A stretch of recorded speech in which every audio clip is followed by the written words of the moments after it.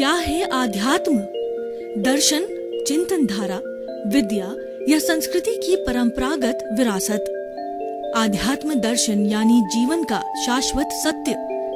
मानव जीवन से जुड़े शाश्वत सत्यों को जानिए और समझिए उपासक डॉक्टर सोहन राज तातेड़ से हमारे खास कार्यक्रम आत्मविज्ञान में। आत्मविज्ञान यानी सही दृष्टि, सही सोच। भाई और बहनों, मातृशक्ति को नमन। स्टूडियो में आपका हार्दिक स्वागत है, अभिनंदन, सत्कार है। आत्मविज्ञान, साइंस ऑफ द सोल कार्यक्रम के अंतर्गत हम आपको सही दृष्टि, सही सोच, राइट विजन, राइट थिंकिंग के तहत आपकी नकारात्मक सोच को सकारात्मक सोच में बदलते हैं और आप जो गलत चिंतन करते हैं, आपकी भावधारा अशुद्ध है, उसको शुद्ध करते हैं। और ये सारा कार्य हम अलग अलग एपिसोड्स के माध्यम से, अलग अलग विषयों के माध्यम से करते हैं। तो आज का हमारा बहुत ही सुंदर विषय लेकर के हम आपके सामने प्रस्तुत हो रहे हैं। आज का विषय है मानव जीवन का लक्ष्य। भाई और बहनों, लक्ष्य को हम कहते हैं टारगेट, मंजिल, अचीवमेंट, साध्य। हर व्यक्ति को अपने जीवन का कोई न कोई लक्ष्य बनाना चाहिए। लक्ष्य विहीन व्यक्ति जो है वो अंधेरे में जो है लठ मारता है।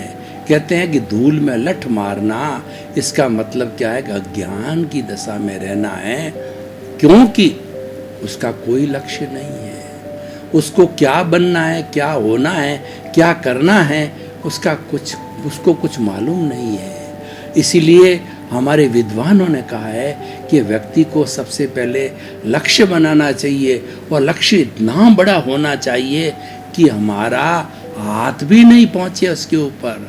हम अगर हाई जंप करें तो हाथ भी नहीं पहुंचे, कोई चिंता नहीं है। परंतु लक्ष्य बड़ा होगा तो हमारी प्लानिंग बड़ी होगी, हमारे साधन बड़े होंगे और अभ्यास करने के बाद में व्यक्ति उसमें पारंगत हो जाता है। इसीलिए हमारे दो तरह के लक्ष्य होते हैं। एक भौतिक लक्ष्य होता है और एक हमारा आध्यात्मिक लक्ष्य होता है। आध्यात्मिक लक्ष्य भीतर का लक्ष्य होता है और भौतिक लक्ष्य है हमारा बाहर का लक्ष्य होता है, क्योंकि हम दोनों जगत का जो है रसास्वादन करते हैं। ऐसा कभी नहीं आता है कि वो हम केवल एक ही जगत में रहते हैं तो हमारा अनबैलेंस हो जाता है। अच्छा जीवन जीने के लिए हमें बैलेंस करना चाहिए। बैलेंस के लिए जो वैज्ञानिक लोगों ने, मैथमेटिक्स वालों ने जो है वो सेंटर ऑफ ग्रेविटी का सिद्धांत दिया है। देखिए कि मैं चल रहा हूँ, सीधा सीधा चल रहा हूँ, तो इसका मतलब क्या है कि मेरी एक सेंटर ऑफ ग्रेविटी है जो मुझे सीधी सीधी चला रही है। और अब मैंने सीधा होकर के थोड़ा टेढ़ा हो गया मैं, तो centre of the gravity disturb हो गई और सेंटर ऑफ ग्रेविटी डिस्टर्ब होने के कारण मैं गिर सकता हूँ। व्यक्ति गिरते क्यों हैं चलते चलते? कोई ट्रेन चलती चलती टकरा क्यों जाती है? ये हमारे सुनामी है, अतिवृष्टि, अनावृष्टि, प्लेग, महामारी जो भी कोरोना की है, इतनी बड़ी वैश्विक महामारी आई है। तो ये आने का कारण ये कि हमारी सृष्टि की सीजी, हमारे पृथ्वी की सीजी, हमारे ब्रह्मांड की सीजी, सेंटर ऑफ ग्रेविटी हिल गई, अपनी चूल से, अपनी कील से हल गई। इसीलिए यह हमारा विभाव आया। संतुलन संसार का नियम है। जब संतुलन बना रहता है, सृष्टि अच्छी चलती है, इंसान अच्छा चलता है, परिवार अच्छा चलता है। तो जो आज का हमारा जो है लक्ष्य बनाइए। आदमी को ये सारी बातें दिमाग में कब आएगी? जब उसका लक्ष्य होगा। भौतिक जगत के अंदर कोई व्यक्ति ये लक्ष्य बनाता है, मुझे अच्छा इंजीनियर बनना है, मुझे अच्छा डॉक्टर बनना है, मुझे अच्छा नेता बनना है, मुझे कुबेरपति बनना है, मुझे अच्छी गृहिणी बनना है। ये लक्ष्य हो गया तो उसके लक्ष्य के अनुरूप वो अपनी अपनी योजना बनाएगा और वो योजना के ऊपर क्रियान्विति करेगा। हमारी भारतीय संस्कृति के अंदर 3 शब्द इसी से जुड़े हुए, लक्ष्य से जुड़े हुए बहुत सुंदर जो है हमारी प्लानिंग के विषय है। पहला है कि श्रवण या चिंतन, दूसरा मनन, तीसरा निध्यासन। श्रवण चिंतन, मनन और निध्यासन। उदाहरण के तौर पर मान लीजिए किसी व्यक्ति को फैक्ट्री लगानी है, तो सबसे पहले वो चिंतन करेगा कि मैं किस चीज़ की फैक्ट्री लगाऊं। तो वो चिंतन करेगा कि मेरा इतना इतना साल का अनुभव कपड़े का मेरा अनुभव है, तो मुझे कपड़े की फैक्ट्री लगानी चाहिए। यह चिंतन आया क्योंकि मैं उसमें समझता हूँ, मैं रीड में, पीक में, कलर में, हल्के में, भारी में, सेल के अंदर, परचेज के अंदर और जो है प्रोडक्शन के अंदर, क्वालिटी में मेरे काम किया हुआ है। तो वह चिंतन हुआ। ये चिंतन होने के भाई मुझे कपड़े की फैक्ट्री लगानी है, ये चिंतन हुआ। उसके बाद में मनन होगा कि कपड़े का फील्ड तो बहुत बड़ा है, तो हम मनन करेंगे कि कॉटन की लगावें या हम पॉलीथीन की लगावें, हम पॉलिस्टर की लगावें, और हम जो है डाइंग की करें, प्रिंटिंग की करें। उसकी गहराई में जाता है, उसका ज्ञान करता है। ज्ञान करने के बाद के अंदर वो किसी नतीजे पर पहुंच जाता है कि मुझे कॉटन इंडस्ट्री में जाना चाहिए। कॉटन इंडस्ट्री लाभदायक है और ये चिरस्थायी है, स्वास्थ्य के लिए अच्छी है, तो वो कॉटन का काम चालू करता है। ये मनन हो गया। तीसरा निध्यासन, उसका एग्जीक्यूशन करता है कि फैक्ट्री के अंदर जो मशीन लगाता है उसका कनेक्शन लेता है, रॉ मटेरियल लाता है, और उसके बाद के उसकी धुलाई करता है और उसकी सफाई करके और उसमें कलरिंग करता है, फिनिशिंग करता है और रीड पीक बनाता है, और सब कुछ करके फिर पैकिंग करके उसके थान बनाए जाते हैं। तो ये सारा निध्यासन हुआ, यानी उसका एग्जीक्यूशन पार्ट हुआ। ये हमारा लक्ष्य का फिजिकल स्वरूप है। उसी तरीके से हमारा भीतरी जो जगत है वो अध्यात्म का जगत है। जो कानून है वो जो बाहरी जगत के अंदर है वो भी भीतर जगत के अंदर लागू होते हैं। वहाँ भी चिंतन, मनन और निध्यासन होता है। चिंतन क्या है कि हमको चिंतन करना है कि जड़ और चेतन का मिश्रण है, ये मिश्र और चेतन है। हम अकेले नहीं रह सकते, न तो अकेला शरीर कुछ कर सकता है, न अकेला कुछ आत्मा कर सकती है। आत्मा की तो प्रेजेंस है, वो तो निष्क्रिय है, वो हिलती डुलती नहीं, उसके शरीर ही नहीं है, वो तो अजन्मा है, लेकिन फिर वो सब कुछ है। उसकी हाजिरी है, उसकी प्रेजेंस है, तो मैं हूँ, यानी हमारा सारा अस्तित्व आत्मा के अस्तित्व के पीछे टिका हुआ है। तो ये चिंतन करना और मनन करना गहराई में जा कर के कि आत्मा के क्या क्या गुण हैं। ये अनंत ज्ञान वाला है, ये अनंत दर्शन वाला है, ये अनंत शक्ति वाला है और अनंत सुख का धाम है। और अनंत सुख का धाम का मतलब चारों तरफ इस आत्मा के अंदर सुख ही है, कोई दुख कभी आता ही नहीं है, अक्षय सुख होता है। तो ये तो हमारा निश्चय जगत है, अंदर भीतर के जगत में निश्चय जगत है सारा। लेकिन जो हम ये कर रहे हैं, ये हो रहा है, ये करना पड़ेगा, इससे व्यक्ति बच नहीं हो सकता है।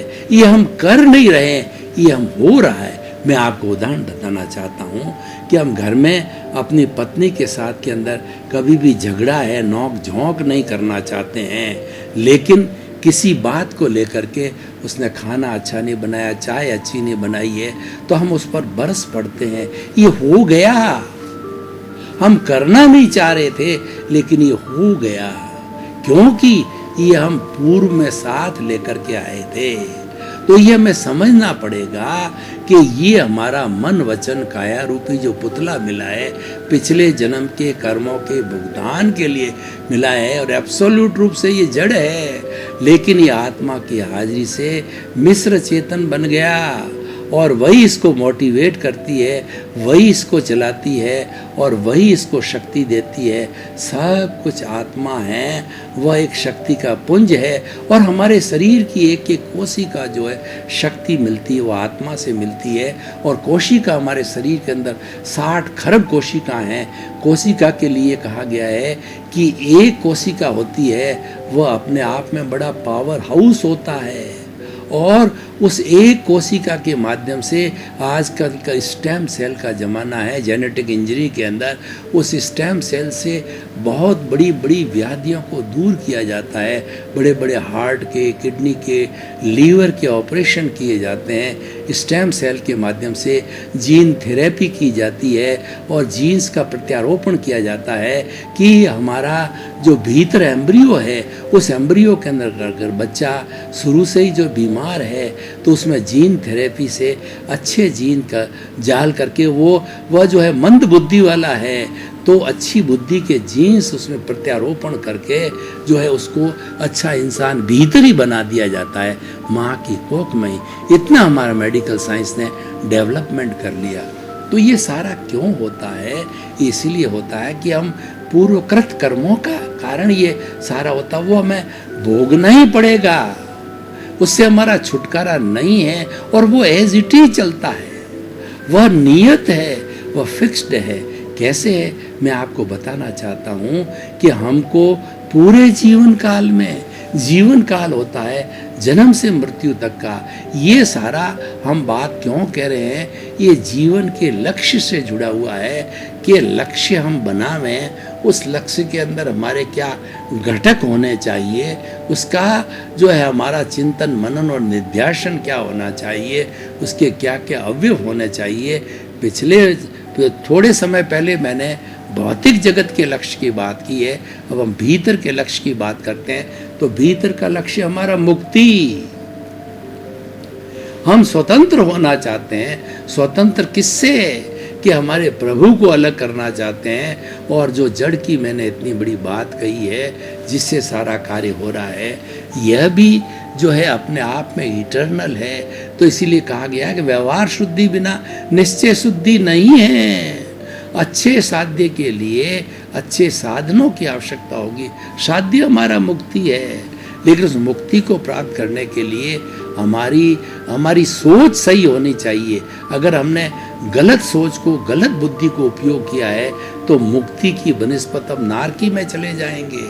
हमने पाप का दृष्टिकोण अपा दिया, हमने किसी को दुख देना चालू किया, हमने ब्लेम और क्लेम लगाया, हम किसी में दोष देखना चालू करते हैं और किसी के प्रति बुरे भाव लाते हैं या किसी के प्रति हम ओपिनियन देते हैं या अभिप्राय देते हैं या राग द्वेष को बढ़ाते हैं। ये राग द्वेष ही राग द्वेष को बढ़ाता है, तो उसकी प्रतिरोधात्मक शक्ति उसको भटकाती है। वो प्रतिरोधात्मक शक्ति है, वो हमारा जीवन का लक्ष्य है, उसको डेवलप करना है। वो संभाव है। संभाव का मतलब होता है हर परिस्थिति जो हमारे साथ चल रही है उसको एक समान मानना, और जो कुछ भी शरीर का भुगतान चल रहा है उसके साथ जुड़ना नहीं। चाहे हमारा सुख हो, चाहे दुख हो, चाहे जीवन हो, चाहे मरण हो, चाहे जो है तिरस्कार हो, सम्मान हो, ठंड हो, गर्मी हो, हर विपरीत परिस्थितियों में हम संभाव को बनाए रखें। यही हमारे जीवन का लक्ष्य है और यही हमारा रियल पुरुषार्थ है। पुरुषार्थ दो तरीके के होते हैं। वो लक्ष्य भी जैसे मैंने दो तरीके के बताए, भौतिक लक्ष्य और आध्यात्मिक लक्ष्य। जो भौतिक लक्ष्य है वह हमारा रिलेटिव लक्ष्य है, वो जड़ से जुड़ा हुआ है, और अध्यात्म जो है का लक्ष्य होता है वो मुक्ति का लक्ष्य होता है कि हम किसी न किसी लिबरेट हो जावें। Emancipation, salvation is the target of our life, is the goal of our life, and we are supposed to achieve that goal in the present life। क्योंकि ये सारी बातें जो मैं आपको बता रहा हूँ, केवल ही मनुष्य ऐसा व्यक्ति है जो चिंतन मनन निध्यासन कर सकता है, जो भौतिक लक्ष्य बना सकता है, आध्यात्मिक लक्ष्य बना सकता है, दोनों में संतुलन कर सकता है, अपनी सूझ को अच्छा रख सकता है, विवेक को अच्छा रख सकता है। और बुद्धि जो कुबुद्धि बनने जाती है तो ज्ञान के द्वारा उसको घेर करके सुबुद्धि भी बनाई जा सकती है। ये सारा इंसान ही कर सकता है। इसलिए इंसान और मनुष्य है, ये मनुष्य गति ही मुक्ति प्राप्त कर सकती है। बाकी 84 लाख जीवा योनि का कोई भी प्राणी मुक्ति को नहीं जा सकता है। हर सूरत के अंदर उसको मनुष्य जीवन में आना पड़ेगा। उदाहरण के तौर पर बड़ी बड़ी रिद्धि सिद्धि वाले देवता है, जो कि 26 देवलोकों में रहते हैं कि पहले 12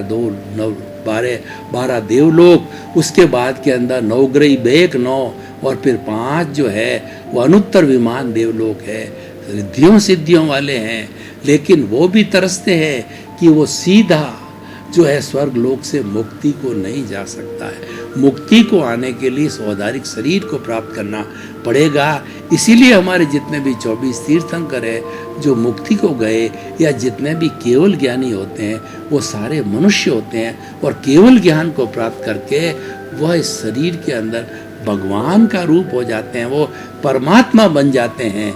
मैंने पहला जैसे बताया कि हमारी आत्मा वही है। हमारा लक्ष्य क्या है कि तीनों स्तर की आत्मा वही है, उसके 3 स्तर है। वो स्तर प्योरिफिकेशन के माध्यम से है।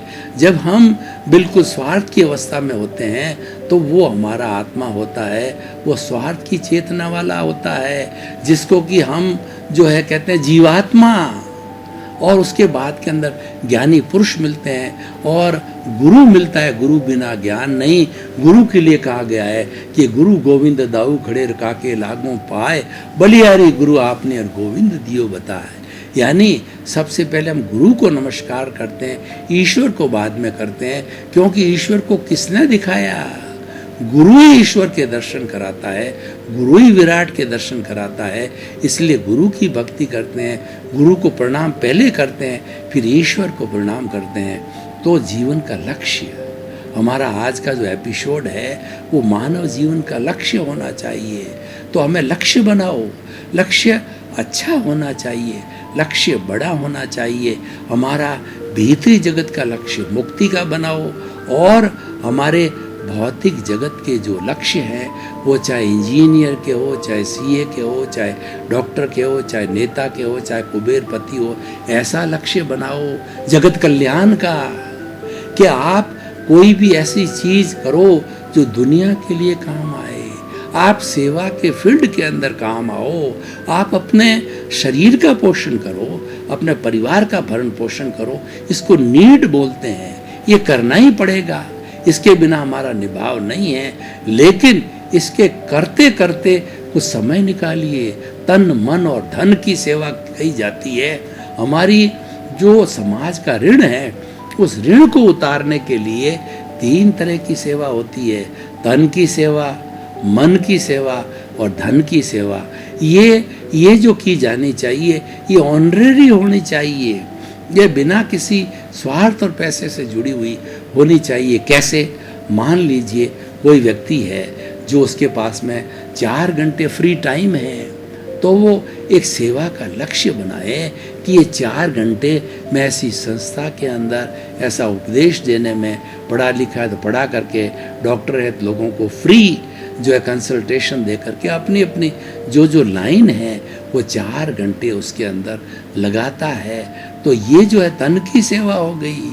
और धन की सेवा ये होती है, किसी के पास समय नहीं होता है लेकिन पैसा एफ्लुएंट होता है, तो वह जो है उसका दोनों हाथ से जो है वो चैरिटी करे। वो लोगों को हॉस्पिटल के अंदर, स्कूल में, कॉलेजेस के अंदर, रहन बसेरा के अंदर, वो लूले लंगड़े, अपाइज, मूक, बधिर, विधवा, अनाथ, उन लोगों को, अनाथ को सनाथ बनाने के लिए, और जिनके पास में साधन नहीं है, जो साधन के अभाव वाले हैं, उन अभाव वालों को स्वभाव बनाना, उनको अपने धन का उपयोग करना चाहिए। और तीसरी मन की सेवा होती है। मन की सेवा क्या होती है?